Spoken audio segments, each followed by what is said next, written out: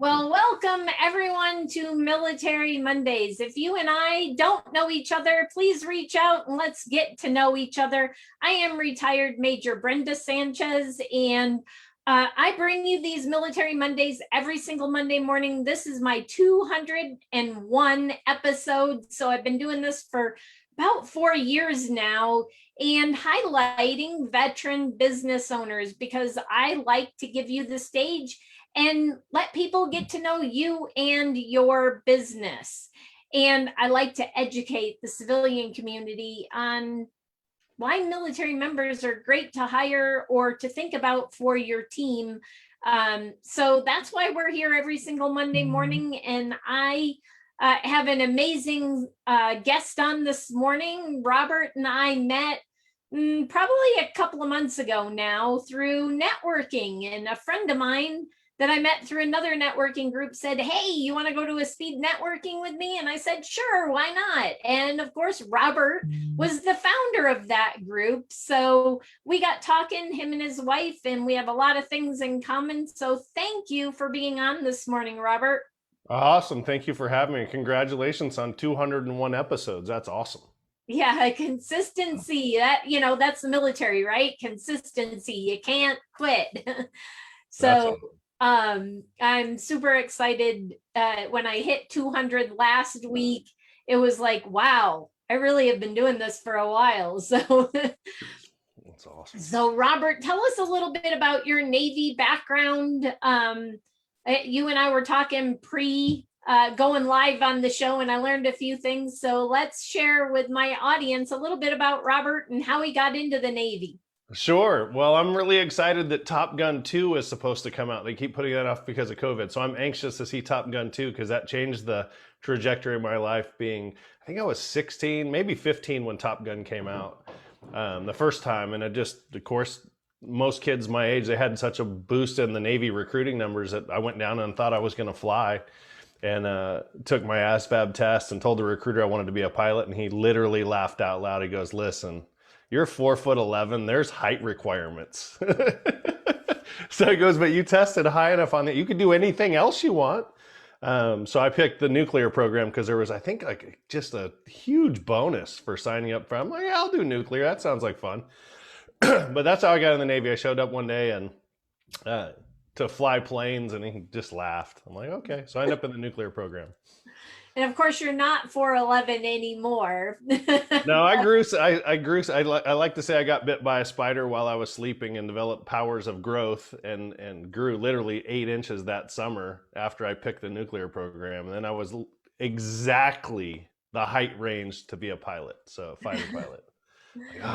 But I'd already signed, and he already got his bonus for hiring a nuke or for recruiting a nuke. So that is what it is. It ended up working out really well. I went through the nuclear program in the Navy, graduated literally the top of my class after almost 2 years of school. And I did well enough that they kept me around to be a teacher. They're like, "Hey, you can be a teacher." So I joined the Navy literally to see the world and to fly planes. And I got to be stationed in Idaho. That sounds so similar to my career, as I've told the audience multiple times. I joined the Air Force to see the world, and I saw the U.S. Actually, I only saw a few states in the U.S. So now I'm on a mission to see the world doing what I do today. So nice. So tell us a little bit, because you and I pre-show were talking about why you got out of the service, and I understand you missed that next rank by just a few months. Yeah, I advanced quickly. When you get picked up for staff, they give you a meritorious advancement, and I did well on some other things. So I ended up being E5 under 4 years, and then or sergeant under 4 years, and then I got the next promotion, but I got kicked out. Literally, I sleptwalked. So between Idaho, Pocatello, Idaho, and the nuclear plant out in Arco, Idaho. There's just over an hour bus ride, and I fell asleep, as we did every morning. You get on the bus, you go back to sleep with your little pillow and your blanket and suck your thumb, and you wake up at the plant, you work for your shift, and then you get back on the bus and they haul you home. But I sleptwalked one morning on the bus and ended up cuddling up next to one of the ensigns right out of the Naval Academy. And he was probably, "Oh, this feels just like home." No, he turned me in for drug screening. He's like, this guy was definitely out of it. Well, I was asleep. So I got sent to Bremerton, Washington for a psych eval. And they said, what's going on? That was the third time they found out that I sleptwalk. Now, Wow. two things I thought were odd about that is the doctor said, you need to sue the Navy. I'm like, they didn't make me sleepwalk. I sleptwalk when I got here. Nothing's changed. Like, yeah, but they ruined your life. I'm like, I've had a great life. So he said, sue the Navy, which I didn't even think you could do.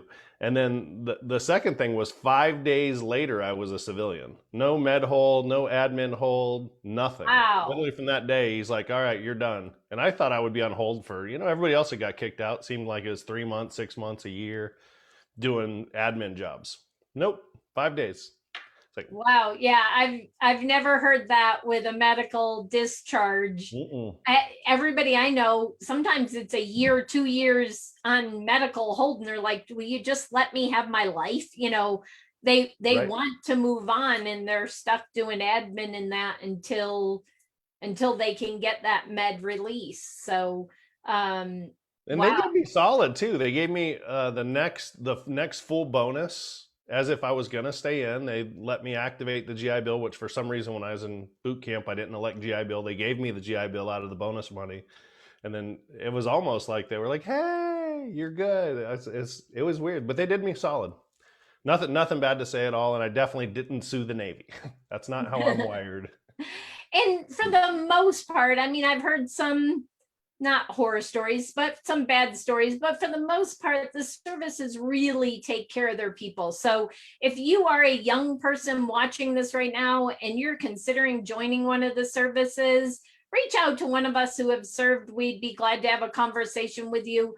But it really is a great gig. I mean, yes, the retirement is a little bit different today than it was when Robert served and when I retired, but it's still a great opportunity to get your education paid for and to learn a trade or a skill with no experience. And then if you decide to get out, now you've got experience getting out. That's why I got into the Air Force. I joined ROTC because it helped me pay for college. They gave me an education, and I knew I had a job for at least 4 years when I got out. Where else can you go and be guaranteed that?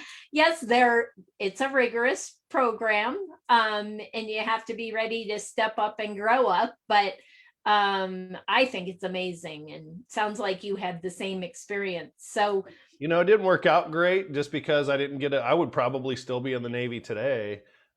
It was the best decision I made, and not for the obvious reasons. Yeah, they taught me how to run nuclear power plants. Not a whole lot of those to run around here where I live in Phoenix. But what they helped me do was, it was in a critical time in my life where I was probably making dumb decisions anyway. I'm like, yeah, if I had gone straight to college, which I ended up getting a full ride scholarship to Arizona State, had I gone that route instead, I would have been a train wreck. So I needed some time to grow up and develop. You and I were talking about discipline earlier, and doing what you say you're going to do. At 18, 19, 20 years old, not a chance. Not a chance. I needed that time to grow up personally. And then I got some really cool life experience and some friends that I still talk to this day from 30 years ago. So wow.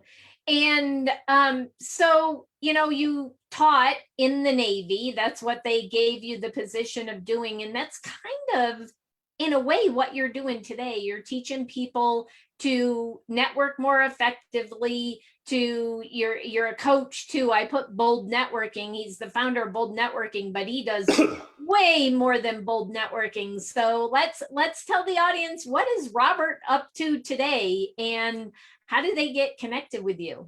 Well, cool. Connecting part's easy. They could email me at RJ@Bold Networking, or I think you'll drop all the contact stuff in the chat. That stuff's easy.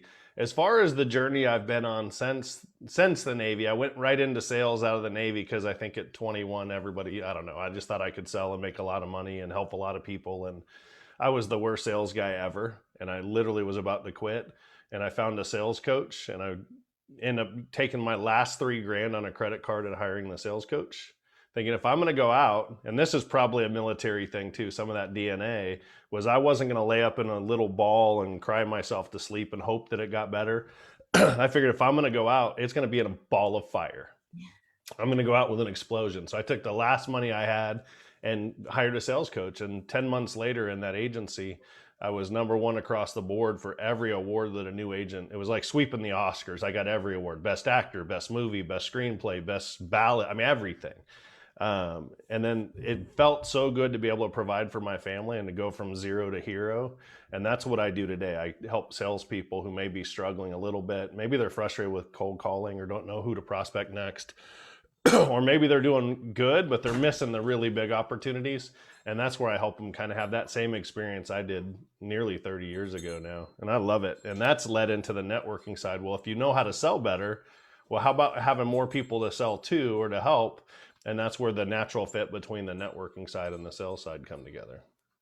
Awesome. And Bold Networking is all across the US now, or in quite a few states now, correct? Yeah, we're growing like wildfire. We started in the Midwest where I was at in Tulsa, and we've slowly built. And then COVID happened, and we went in this whole virtual world. And because of the virtual world, I started meeting people literally all across North and South America at this point. And just people come, well, this is cool. This is different. This isn't icky. It's not overly rigid. There's not all these rules. And I'm making way more money. I'm getting a lot more referrals, but I'm also having a lot more fun. And it's the one meeting every week I can't wait to go to. Unlike my old networking group that was all super rigid and they passed pieces of paper, were forced referrals or any of that kind of stuff. They're like, I don't have to mess with that, but I could still be successful. And then when you wrap the sales training layer over top, which I give away through the networking group, they're like, okay, this is the best of both worlds. Because when somebody in a group, if all the members of a networking group are doing better together, all boats rise. If your Right. business is wildly successful, you have a lot more opportunities and points of contact with the outside world to bring those opportunities back. And then all of us go together. So I love that part. Yeah, I love networking. As you know, that's how we met. I absolutely love Robert's speed networking. So if you want to kind of dip your toe in the water and see what Bold Networking is all about, I'm sure Robert can put the links to the different things and the upcoming events in the comments when we finish here. I've tagged Bold Networking, their Facebook page. I've tagged Robert. So there's lots of ways to connect with him and to learn from him and grow with him, because I was impressed with his networking. Again, I've only been to one so far because it was just about a month ago. And then, as most of you know, I went on a vacation. So I took a little bit of family time and now I'm back. So I'm sure I'll be seeing Robert at more networking groups in the near future. And I know we talked pre-show, you're launching one in Colorado, and I'm in Colorado. Now, I'm not in the town where you're launching it, but a lot of my viewers might know people in Colorado. So let's talk about the launch of your group that is this coming Thursday in a few days. I love it. If somebody wants to go and check out all the groups, I mean, we're launching, I think, 3 to 5 new groups a week right now across the country. It's growing that fast, which is just a testament to really cool people that are helping us grow it. But we're launching Thursday afternoon, the 20th, in Fredericks Firestone, if I'm not mistaken. I think that's the combo. If on Bold Networking, you just go to Colorado and it'll pop up. But I'm really excited. It's with a young lady. She's amazing. Her name's Daily Crom. Amazing powerhouse in the financial industry, helps people maybe struggling with debt and think they're never going to be able to retire, or concerned if they get sick that they might devastate their savings. So I'm super excited to partner with her. She's become fast friends of ours. And I get to fly up there on Wednesday night, hang out, and help her launch that team. It'll spread like wildfire across Colorado, as we do in just about every market that we're in. Just when you could have fun, help people, and make money. Hello. Exactly. Yeah, but you're welcome to come out. I believe it's lunch. I'll have to double check, and if we could post that in the comments. Yep. A link to that event. So if you know anybody in north of Denver, northern suburbs of Denver, that's where we'll be. And we'll have another one launching in Colorado Springs soon, and then in the south suburbs of Denver as well. I think we're going to just kind of encircle the whole thing, and then eventually we'll have a bunch open up inside Denver. Awesome. Sweet. So a couple of questions. One, let's start with, because we're talking about networking and having more fun networking and doing business and growing your business, what would be maybe 2 or 3 tips that you would share with somebody maybe that's in the service, that's getting ready to get out, about networking and where to find what I would call your tribe, or where to find a place to kind of hunker down and grow your business and learn. I love it. That's a fantastic question. There's about two or three that I heard in there, so I'll try and kind of wrap through it. I think, first of all, most people suck at networking. When I first went to networking, I sucked, and I was a professional sales coach, and I was terrible because I had an inward lens, meaning I was looking at what's in it for me, and I was looking to take, like, who's got a referral for me, who can I connect with that's going to get me the most business. And 4.5 months later in that group, and $1,000 in dues, I just walked away from it. Like, this sucks. This was the worst networking. Like, nobody wanted to talk to me. And of course, I didn't blame me. I blamed the group. I'm like, that was an icky group. I'm never going back to that thing. That was terrible. What a waste of time. I'd rather chew broken glass and spit it out my nose. It was bad. Now, 10 years later, when I went back to networking and I had a different frame, instead of an inward frame, I had an outward presence where I'm like, okay, how can I help the people that I'm here? What do they want? And I learned a really cool thing. And this is what I love about military folks. Because we're good followers, that's one of the key traits of being a good leader. We tend to be good leaders, and we know how to inspire and lead and do, like to your point earlier, we'd have the discipline to keep doing. And those things make for fantastic networking because we have a leadership skill. And I think if anything else I could tell someone about networking is have a leadership mindset. So in a networking group, if I could lead them to want to hunt for me, right? If I could lead them to want to hunt for me, I'll get more referrals than I can handle.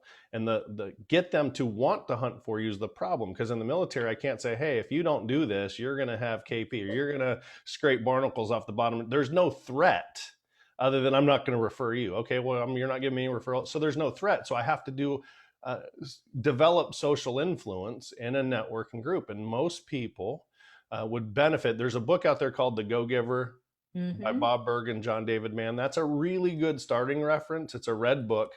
They also have a green book, which is The Go-Giver, Sell More. And that's the book I would suggest getting started in network. Go read that book, but take to heart the activities of putting other people's interests first and yours second, and adding value. And through Bold Networking, there's a bunch of training topics on there. If you really want to learn the fundamentals before you go, there's 4 or 5 training topics that are on there about showing up and not just being there, but being present, having connect meetings, which is getting to know the people that are in your group. So you'll know who good referrals for them are. You can develop relationships, because nobody's going to refer somebody they don't like or trust. They're just not going to. So we build that piece. We invite people, because when we invite other people to the network, we're adding value. So they'll want to go. If you're the one bringing all the people to the event that all these other folks in your group are me, they go, wow, this Brenda, she keeps bringing everybody. I need to be close to her, right? She's adding value. And then the last one is giving introductions. I call them introductions instead of referrals, but same. Introductions are just introducing 2 professionals, and they could figure out if they're going to do business or not.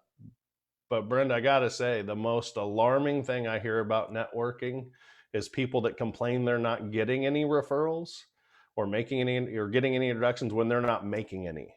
Right. And for most folks, once you've been around networking for a minute, it's like so obvious. You're like, oh, this person's never going to make it. They're not trying to give any, they're just here to take. And most people in the group, like my first group, they ignore takers. They go, you won't be here in 4 months. And they were right. Yep. They were right. Another book, I don't know if you're familiar with this book, Robert, but another book I would throw out for those that are watching that want to learn is Hanging Out for a Living by Mark Hertering. That's another great book about, he was a salesperson and he sucked at sales, sort of like you're talking about. And he learned, if you can get the audio book, I highly recommend the audio book over the print, because he does all the voices. Mark passed from us this past year, but it's an amazing book. He's a friend of mine. I got to meet him, had him come to Colorado and train.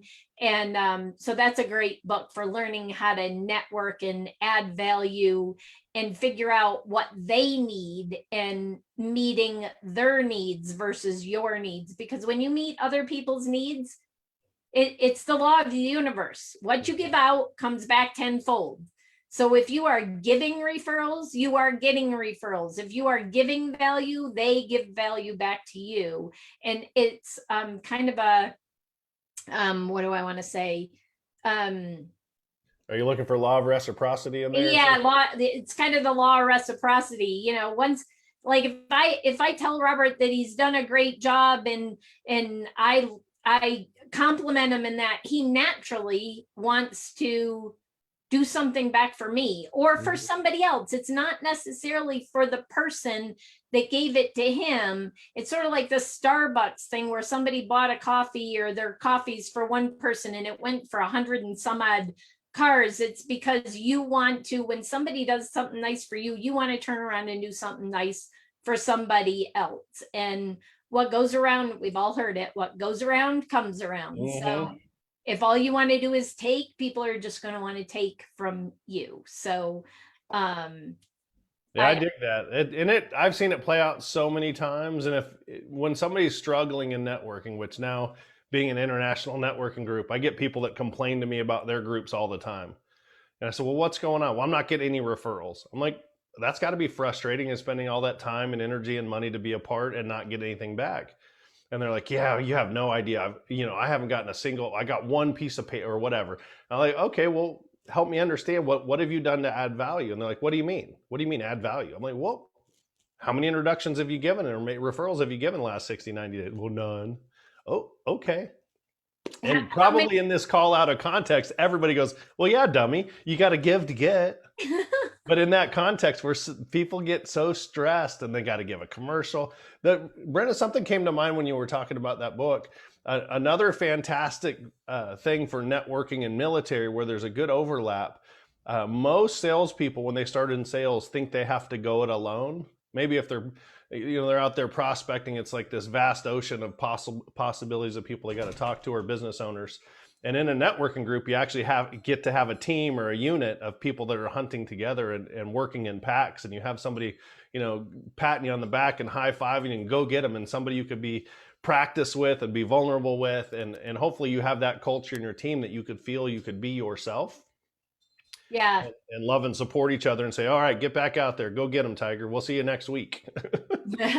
That's really my veteran networking groups that are here in Colorado Springs.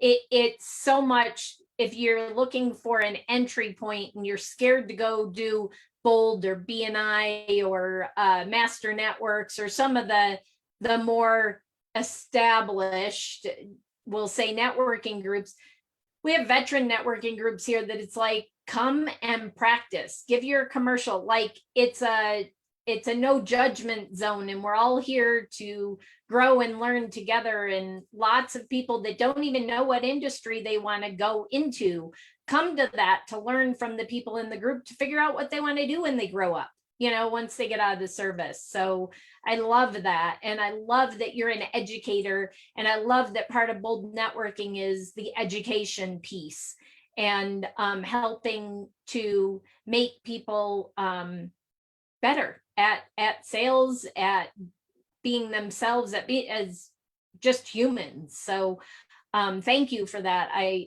appreciate you, and I'm so thankful for Bold Networking, even though I'm not super familiar with it yet. I've only done a few things, but so far what I've seen, I've been super impressed. So thank you.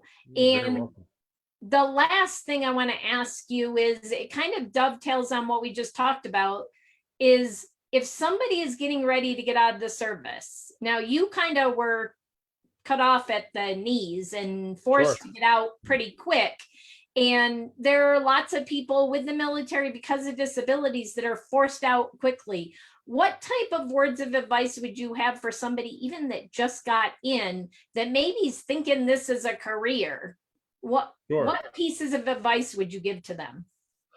That's a good, I don't know. I stumped Robert. I would, absolutely. It's not hard to do. It's really not that hard to do. Brenda, I did drop a link into chat for you to post. We have a once a month veteran speed networking event that's virtual. It's a little bit different than our standard networking events because we talk about camaraderie and supporting each other and other needs outside of just prospecting. So that might be a good place or a good tool for what you're talking about. If once a month you could get on an hour and a half call with other veterans. We've connected some vets to some. Sorry about that. It's a Zoom thing. No worries. There's a leaf probably doing a full-on assault on our house or something. We're in high danger because 4 leaves just ambushed us. No, so that speed networking event's really cool. It's a to your point, a low entry point, not a high risk. There's once a month, but I would develop a network before you need it. It's a lot like digging the well. You don't wait till you're thirsty. Go, I wonder if we should dig a well.